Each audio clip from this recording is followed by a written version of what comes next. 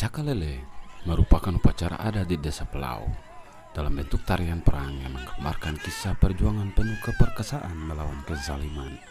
Ma'atenu adalah warisan budaya masa lampau yang mengedepankan nilai-nilai Islam. Salam jumpa kembali lagi dengan Tapiat TV. Kali ini kita akan membahas Ma'atenu, tradisi Cakalele yang mengedepankan nilai-nilai Islam.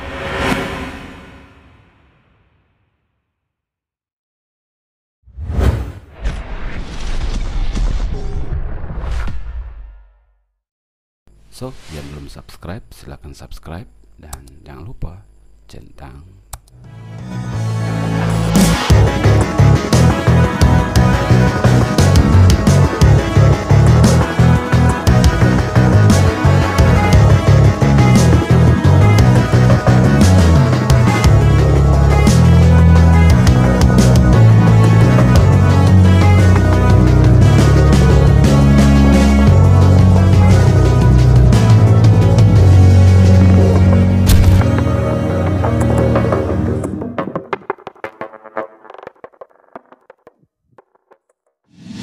Pada bagian utara Pulau Haruku, wilayah Maluku Tengah, terdapat kerajaan Islam yang bernama Kerajaan Hatuhaha.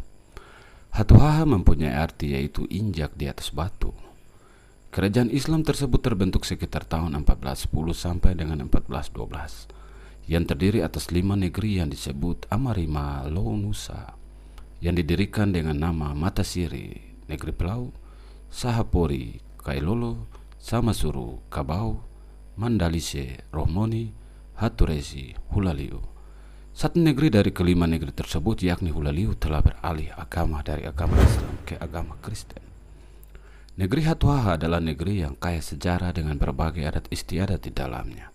Salah satunya adalah ritual adat Ma'atenu atau Cakalele. Ritual adat Cakalele ini dilaksanakan dalam 3 tahun sekali. Cakalele merupakan upacara adat di desa Pelau dalam bentuk tarian perang yang menggambarkan kisah perjuangan penuh keperkasaan melawan kezaliman.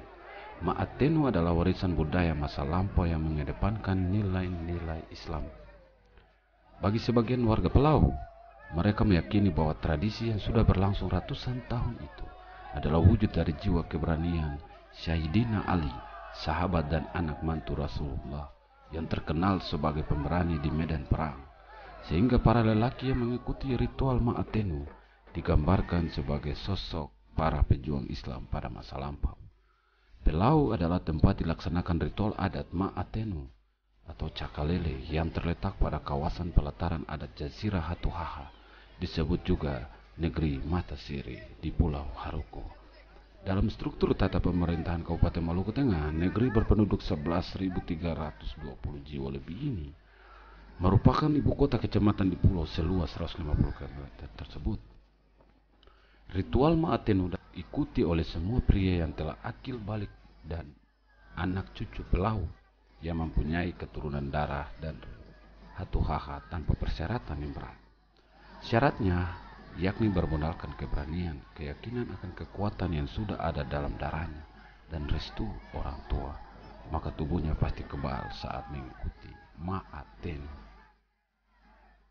Sebulan sebelum pelaksanaan Ma'atenu, pemuka adat dan agama di Pelau sudah menyiapkan upacara adat dengan memanjatkan doa di masjid kepada Sang Halid dan para ubu atau leluhur.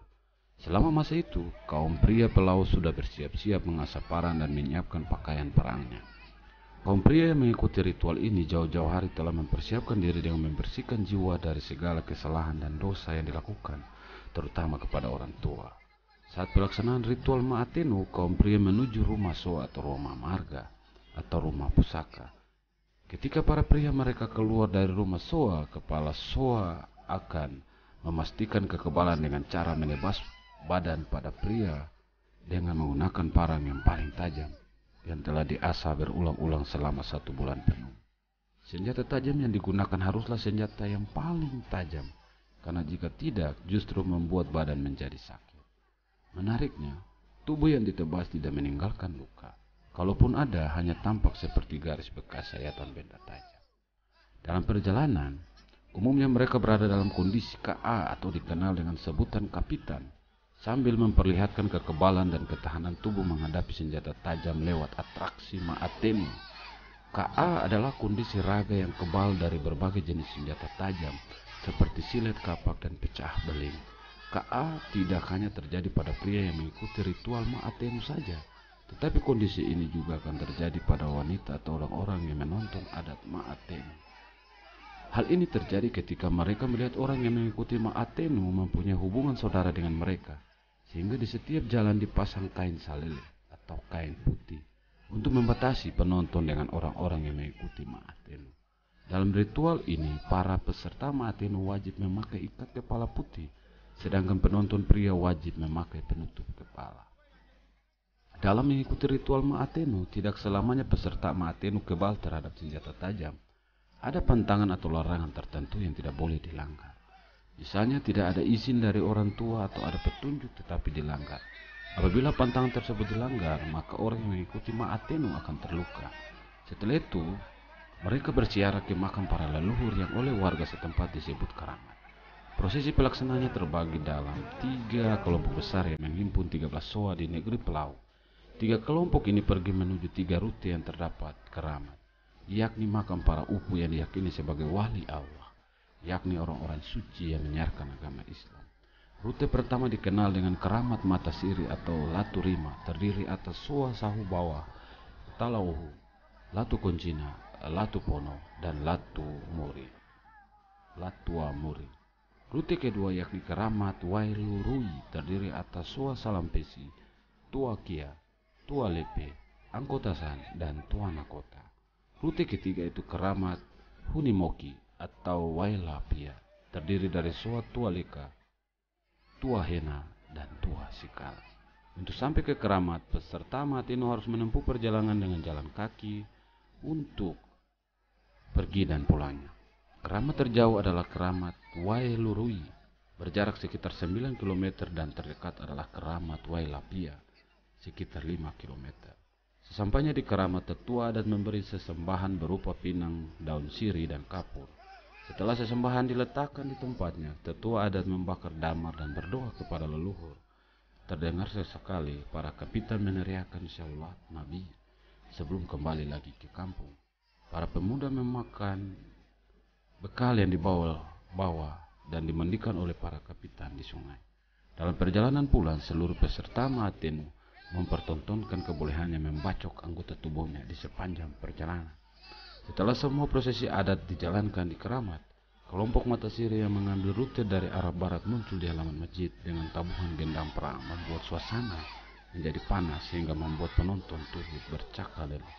Selang 30 menit kemudian, kelompok Wailurui dari arah timur muncul dengan genderang perang yang tidak kalah ramai.